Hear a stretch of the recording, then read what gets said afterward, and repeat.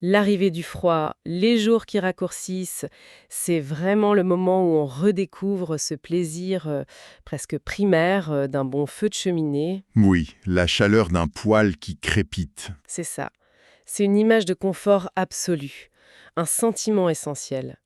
Mais voilà, imaginons la scène. On vient d'emménager, premier hiver dans un nouveau chalet, la neige tombe, et là, une question un peu angoissante se met à tourner en boucle. La cheminée? La cheminée, exactement. On sait qu'il faut la faire vérifier, mais par où on commence? C'est un vrai labyrinthe pour beaucoup de monde. On se dit, bon, il suffit de trouver un ramoneur, mais la réalité est bien plus complexe et réglementée que ça, surtout en Suisse. Tout à fait. Et c'est justement ce labyrinthe qu'on va explorer ensemble aujourd'hui. On va se pencher sur un document qui peut sembler banal, mais qui est en fait la clé de voûte de la sécurité de son logement, le certificat de ramonage. Mhm. Pour nous guider, on s'appuie sur une source très très détaillée qui décortique toutes les exigences suisses.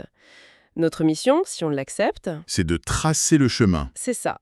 Tracer le chemin, de la suie dans le conduit jusqu'à une attestation en bonne et due forme, en évitant tous les pièges. Et il y en a. Des pièges, souvent invisibles, mais avec des conséquences, elles, bien réelles. Alors commençons par le tout début. La première étape, ça semble évident. Il faut trouver quelqu'un pour nettoyer la cheminée. On pourrait penser qu'un bon coup de brosse et c'est réglé, mais j'imagine que ce n'est pas si simple. Non, et c'est le premier carrefour où on peut prendre la mauvaise direction. La source est très formelle là-dessus. Pour avoir un certificat qui soit valide, l'intervention doit être faite par un professionnel reconnu. Et les termes sont très précis. Ah oui. Oui, on parle de ramoneur concessionnaire, de maître ramoneur ou alors d'une entreprise qui est agréée par les autorités cantonales. Attendez, maître ramoneur, ça sonne presque comme un titre d'une guilde du Moyen-Âge. C'est aussi formel que ça en a l'air. Absolument. Et c'est là que réside toute la subtilité du système. Ce n'est pas juste un titre honorifique, loin de là. D'accord. La source explique bien qu'une entreprise, même si elle est reconnue, doit opérer sous la responsabilité directe d'un maître ramoneur. Cette personne, ce n'est pas seulement un technicien expert. C'est plus que ça. C'est la personne qui détient les compétences légales pour certifier que tout est conforme aux normes de sécurité. C'est une chaîne de responsabilité très très claire. Donc si je comprends bien, le travail va bien au-delà du simple nettoyage. Ce n'est pas juste enlever la suie en fait. C'est exactement ça. Il s'agit d'un véritable audit de sécurité de l'installation. Le professionnel vérifie la vacuité du conduit, l'absence de fissures, le bon tirage. Il s'assure que l'ensemble ne présente aucun danger. D'accord. Et tout ça? Et tout ça en respectant des directives techniques qui, et ça c'est un point crucial, varient d'un canton à l'autre. Le certificat qu'il délivre, c'est la preuve de cette conformité globale. Et c'est là que l'enjeu devient très concret. Disons, j'engage un ramoneur non agréé, quelqu'un de bricoleur, qui a l'air de bien travailler, il me laisse une facture, en cas d'incendie, je suis couverte. Très probablement pas. Et c'est le point fondamental de toute l'histoire. Pour une assurance, cette facture n'a quasiment aucune valeur. Aucune. Presque aucune. En cas de sinistre grave, un feu de cheminée, une intoxication au monoxyde de carbone, l'unique document qui prouve que vous avez rempli vos obligations légales, c'est ce certificat officiel. Délivré par un professionnel agréé. Exactement. Sans lui, l'assureur a toutes les raisons de réduire, voire d'annuler complètement l'indemnisation. C'est donc une garantie de sécurité à la fois physique et financière. Le choix du pro, ce n'est pas juste une question de qualité, c'est un acte juridique en fait. C'est la pierre angulaire de tout le système. Parfait. Une fois qu'on a trouvé ce fameux maître ramoneur, la question suivante c'est à quelle fréquence on doit l'appeler? Mon intuition me dirait une fois par an, juste avant l'hiver. C'est l'intuition de beaucoup de monde, mais en Suisse, ce serait une erreur de s'y fier. Ah bon? Oui, c'est une des grandes spécificités du pays. Il n'y a pas de règle fédérale unique pour la périodicité. Chaque canton a sa propre législation. C'est fascinant.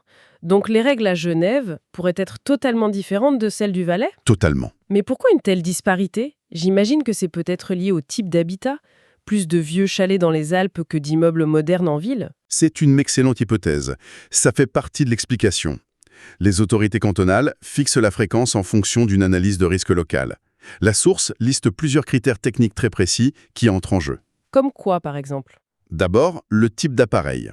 Une chaudière centrale n'a pas les mêmes exigences qu'une cheminée à foyer ouvert ou qu'un poêle à granulés. Logique. Et le combustible, j'imagine. C'est le deuxième critère, et il est déterminant. Le bois, ça ne produit pas les mêmes résidus que le gaz ou le fioul. Bien sûr. La combustion du bois génère de la suie et surtout de la créosote. C'est un dépôt goudronneux hautement inflammable. C'est la cause principale des feux de cheminée. Le gaz, lui, brûle beaucoup plus proprement. Donc la réglementation en tient compte. Exactement. Et d'autres facteurs comme l'intensité de l'utilisation et même la longueur du conduit peuvent aussi jouer un rôle. C'est beaucoup plus technique qu'on ne le pense. Le guide donne quelques exemples, mais il insiste bien sur le fait qu'il faut vérifier localement. Pour une chaudière à bois, par exemple, on parle d'au moins un ramonage par an. Au minimum, oui. Et si l'utilisation est intensive, la fréquence peut être plus élevée. Pour une cheminée classique, qu'elle soit ouverte ou fermée, la source indique que ça peut aller d'une à plusieurs interventions par an. Et il y a ce détail qui m'a surprise. Une intervention est souvent obligatoire pendant la saison de chauffe. Ça me paraît un peu contre-intuitif. Ça peut paraître étrange, c'est vrai, mais la logique est préventive. C'est au moment où les installations sont le plus sollicitées que le risque d'accumulation est le plus grand. C'est une mesure de sécurité pour éviter un incident en plein cœur de l'hiver. D'accord, je vois. Pour les poêles, c'est similaire. Un poêle à bois, c'est souvent annuel, un poêle à granulés aussi, avec parfois des contrôles entre les deux si l'usage est important. Et pour les installations qui ne sont pas au bois, le gaz ou le fioul?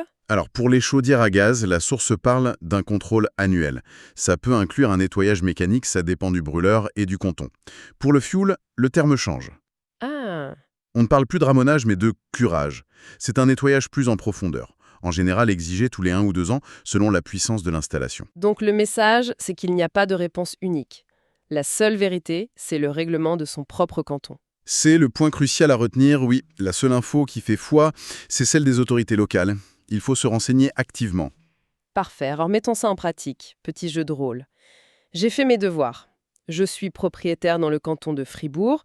J'ai trouvé mon maître ramoneur agréé. Il est venu au bon moment. Le travail est impeccable. Il me tend un papier. Mhm. Ça ressemble à une facture avec le logo, la date et une ligne ramonage cheminée 150 CHF. Je paye, je range le papier, je me sens en sécurité. Quelle est l'erreur que je viens de faire? L'erreur, c'est de croire que ce papier vous protège. Vous avez payé pour un service, c'est très bien, mais vous n'avez très probablement pas obtenu le document qui a une valeur légale et assurantielle. L'attestation de conformité? Le certificat, oui, c'est là toute la différence. Donc une simple facture, même d'un professionnel agréé, ça ne suffit pas. Non, absolument pas. La facture, elle prouve une transaction commerciale. Elle est pour votre comptabilité.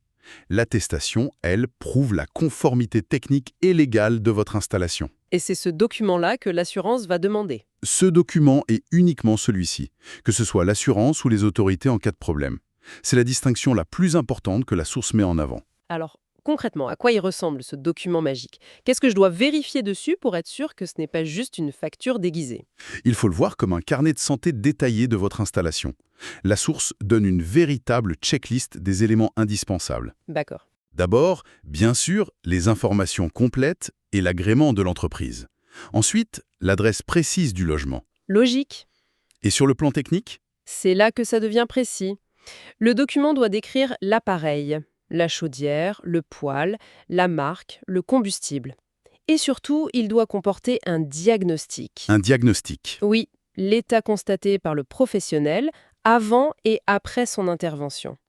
Il doit noter la présence de bistres, de suie, l'état du tirage. Ah oui, c'est un vrai rapport d'inspection, pas juste un simple nettoyer. C'est bien plus que ça. Le certificat doit aussi lister en détail les opérations effectuées. Brossage mécanique, contrôle visuel, vérification de l'évacuation des fumées, etc. Ce n'est pas juste un forfait. Et enfin, après la date, il doit y avoir la mention clé. La phrase magique, la phrase qui transforme un simple papier en protection juridique. La mention explicite que l'installation a été ramonée selon les prescriptions en vigueur. D'accord? Sans cette formule, ou une formulation équivalente qui engage la responsabilité du maître ramoneur, le document perd une grande partie de sa valeur légale. C'est la signature de conformité. C'est incroyablement clair. Ce document, c'est la preuve tangible qu'on a tout suivi correctement. C'est la pièce finale du puzzle. Une tranquillité qui repose sur la rigueur de chaque étape, du choix du pro à la vérification du document final. Absolument. Si on devait résumer notre analyse de ce guide, il y a vraiment 3 points à ne jamais manquer. D'abord, le qui. Le professionnel agréé. Exclusivement un professionnel agréé par son canton, sous la responsabilité d'un maître ramoneur. Ensuite, le quand. Respecter la fréquence locale. Voilà, se renseigner et respecter scrupuleusement la réglementation de son canton. Et enfin, le quoi, exiger et vérifier une attestation détaillée, un vrai certificat. Et ne pas se contenter d'une simple facture. Jamais. Ce qui est fascinant, si on prend un peu de recul, c'est de voir comment un geste qui semble si traditionnel, presque ancestral, Oui, très. est en fait encadré par un système de gestion du risque qui est extrêmement moderne et sophistiqué. Toute cette réglementation, cette chaîne de responsabilité, du propriétaire au maître ramoneur, ce n'est pas là pour compliquer les choses. Non, c'est là pour éviter le pire, j'imagine. Précisément, elle vise à prévenir des dangers très concrets, potentiellement dévastateurs. On pense bien sûr aux feux de cheminée qui peuvent raser une maison en quelques heures. C'est terrible. Mais il y a aussi le danger silencieux et mortel des intoxications au monoxyde de carbone à cause d'une mauvaise évacuation des fumées. Donc ce n'est pas de la bureaucratie pour le plaisir, quoi. Non, c'est un filet de sécurité. C'est un filet de sécurité collectif, largement invisible, mais qui protège les biens et les vies. Et le certificat, c'est la maille tangible de ce filet. C'est une excellente façon de voir les choses. Ce n'est pas une contrainte, c'est une protection. Et cette idée, ce système complexe qui régit un élément aussi familier qu'un feu de bois, ça amène à réfléchir. Hmm. Cette réglementation si détaillée pour quelque chose d'aussi ancestral qu'une cheminée, ça nous pousse à nous poser une question. Quels autres systèmes de notre quotidien, qu'on pense simples et acquis, sont en réalité régis par un réseau de règles complexes et invisibles qui garantissent notre sécurité chaque jour ?